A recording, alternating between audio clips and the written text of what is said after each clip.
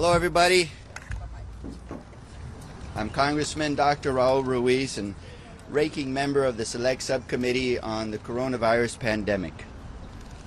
When I joined the Select Subcommittee as ranking member last year, I stood ready to take a serious, objective look at our government's response to the COVID-19 pandemic. I knew that evaluating the pandemic's origins, examining our supply chain vulnerabilities, and enhancing our capacity to rapidly developing countermeasures were essential to strengthening our pandemic prevention and preparedness systems so that when future public health threats hit our shores, we can save lives.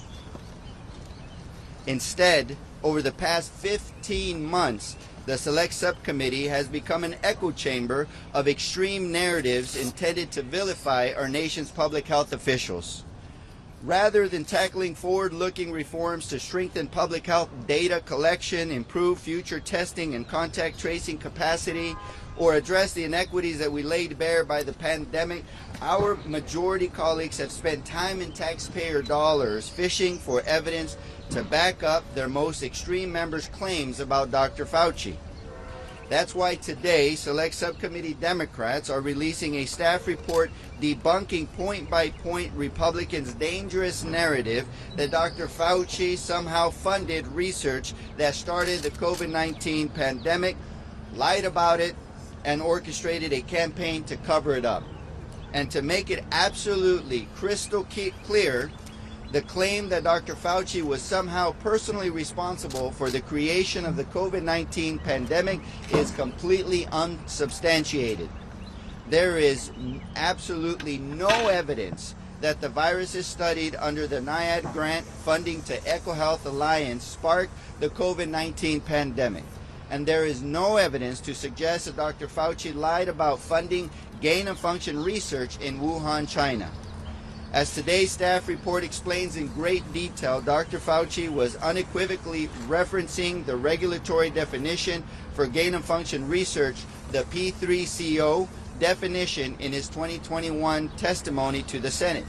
It is the regulatory definition, not the overly broad definition that the majority has relied upon in their efforts to manufacture catching Dr. Fauci in a lie, that has any legal bearing on the research NIH did or did not fund. Dr. Fauci directly, clearly stated this on the record during his testimony in 2021, and he reiterated it to us during his transcribed interview with the Select Subcommittee in January. And when he says that NIH did not fund gain-of-function research in Wuhan, China, under this definition, the only relevant definition, he is telling the truth. Simply put, there is no reasonable basis for Republicans to claim that Dr. Fauci was in any way responsible for the creation of COVID-19. Dr. Fauci made this clear when he voluntarily sat for a 14-hour closed-door interview with the Select Subcommittee this past January, and he will make it clear again today. And by the conclusions of today's hearing, it is my hope that extreme Republicans will finally put these reckless and baseless claims to rest so that we can get to the real business of putting people over politics and meaningfully preparing for future pandemics.